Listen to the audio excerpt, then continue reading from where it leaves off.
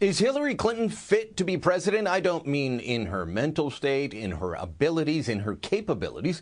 I'm talking about, is she physically fit to be president? Another headline at the Drudge Report based on photographs taken by Reuters and Getty Images. Hillary Clinton having trouble walking up the stairs. This follows the coughing fits. We've all seen the coughing fits Hillary's been involved in before, right? Excuse me.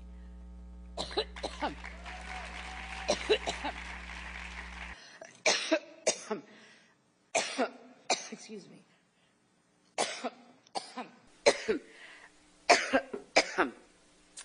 Excuse me, just 1 second here.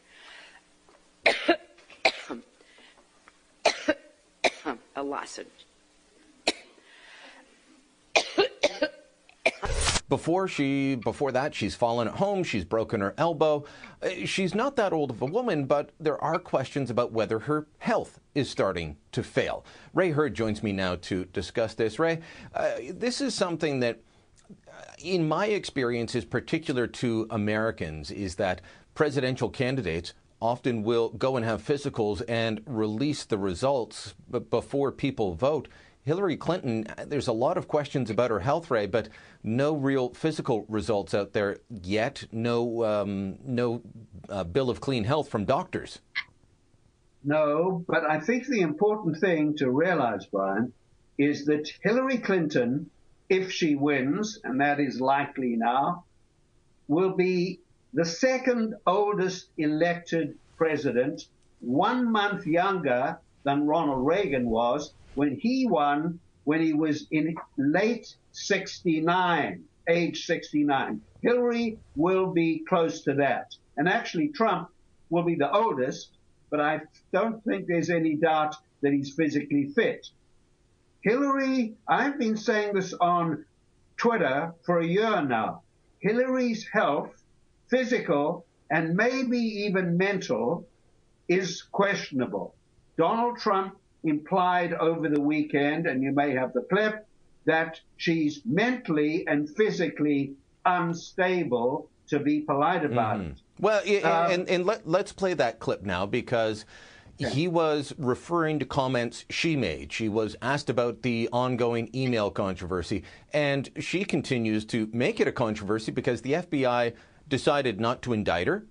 At least not with charges, but verbally. FBI Director James Comey called her reckless. He verbally indicted her and her behavior. She keeps going out and saying, well, the FBI said I was truthful. She's lied about it. So she's asked about it, and she said she had a short circuit. You know, she kind of forgot. She was all messed up in terms of what she was talking about. And that's what Donald Trump seized on. So let's play that clip. It was in front of some friendly reporters. They asked her a very easy question. And she short-circuited. She used the term, short-circuited. She took a little short circuit in the brain, and she's got problems. I mean, if we had real people, this would be a real problem for her.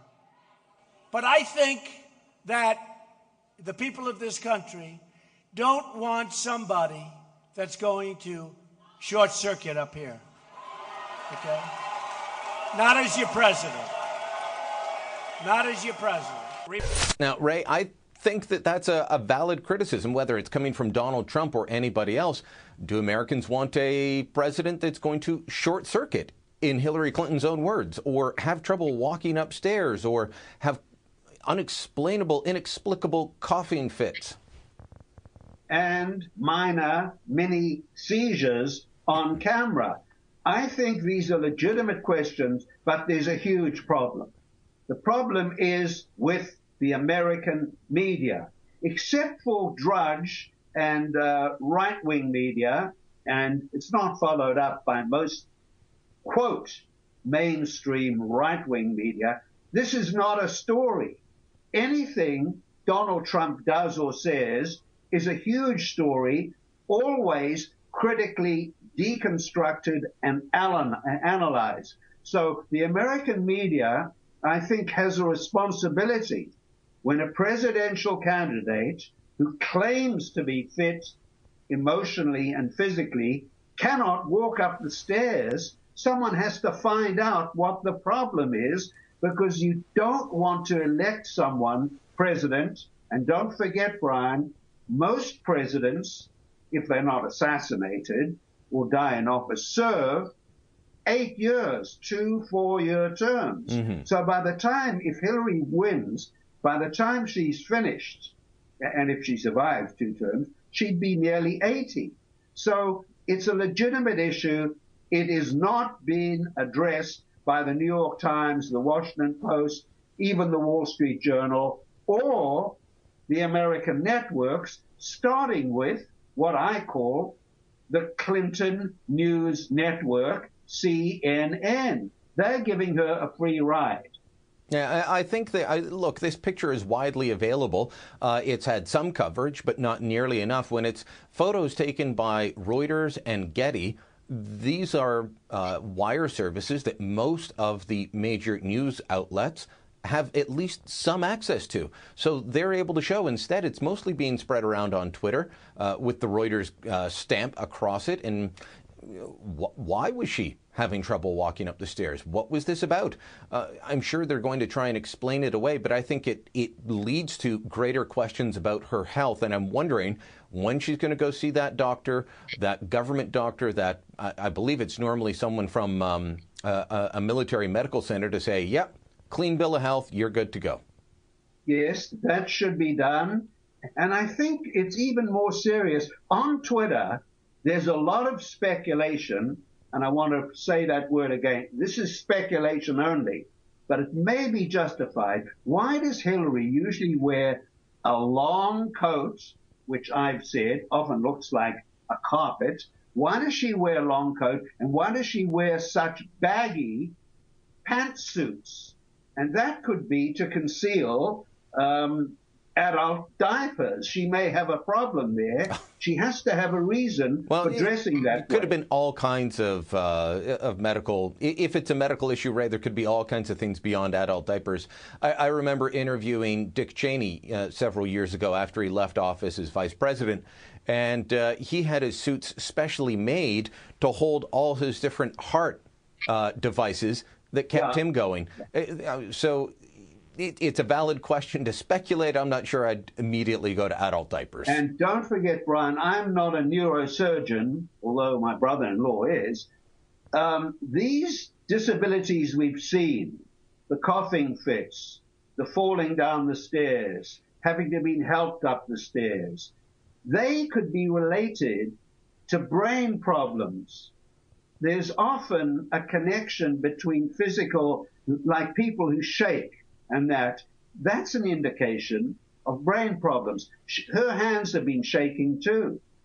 But if I can switch the issues just a little bit back to my main theme, which is media irresponsibility, you will recall, Brian, that a Pakistani-American father of an American officer who was a Muslim, who was killed in the war against terrorism, made a huge speech at Hillary's convention. Yep. And that went viral, although a white American mother whose son was killed in the Benghazi terrorist attack blamed Hillary Clinton for it. Well, that was not news in the mainstream media. Ray, I'll just give you a quick stat on this, because I did a piece last week on the media bias about it, and it was 70 seconds just on the main networks, not counting CNN, Fox, MSNBC. On the main networks, Patricia Smith got 70 seconds of airtime. Kaiser Khan got 55 minutes. That was in the 4 days after each of them spoke. The 4 days after the RNC speech by Smith, the 4 days after Khan's speech. And, he's given a lot of time. He's not questioned hard. And it turns out his law firm used to do a lot of work for Hillary Clinton's foundation. Is that being talked about everywhere? That is a big story. Again, and I tweeted that, I picked it up, and people said, find your source. There is a source for it. It's a site called, I think, Anonymous. But that's a very serious allegation. If the Clinton Foundation, which, by the way, is corrupt and sponsored in terms of tens of millions of dollars by Saudi Arabia, which is an Islamo-fascist dictatorship. They bankroll or help to bankroll the Clinton Foundation. Now, I've only seen one major piece, and it was last week in American Spectator, I think, looking at the financial records of the Clinton Foundation. And it seems to me, from all I've read about it, that the Clinton Foundation is a scam. It's a bucket shop for laundering money to the Clinton political machine from the foundation. So if the New York Times wanted to win another Pulitzer Prize, or the Washington Post, which, by the way, is vastly improved over the New York Times, they would get a team of reporters to look into the financial manipulations of the Clinton Foundation. All kinds of stories in there about uranium supplies and deals with Russia and so on. You're right. If they wanted to investigate, they could. A lot of the work's been done for them already in Clinton Cash. There was some media coverage of that when the book came out, but not enough. But a great book. Good talking to Ray. Okay, thanks, Brian. Unfortunately, the idea of media bias isn't going away anytime soon, but always good talking to you about it. One quick footnote. 3 of the 4 bestsellers on the New York Times bestseller list are takeouts on Hillary Clinton. I think the people are hungry for something more than what they're getting in the mainstream media. Talk soon, Ray. Okay, thank you. Thanks for watching. Click here to never miss a Rebel update. Want even more of the Rebel? Well, click here to become a premium member.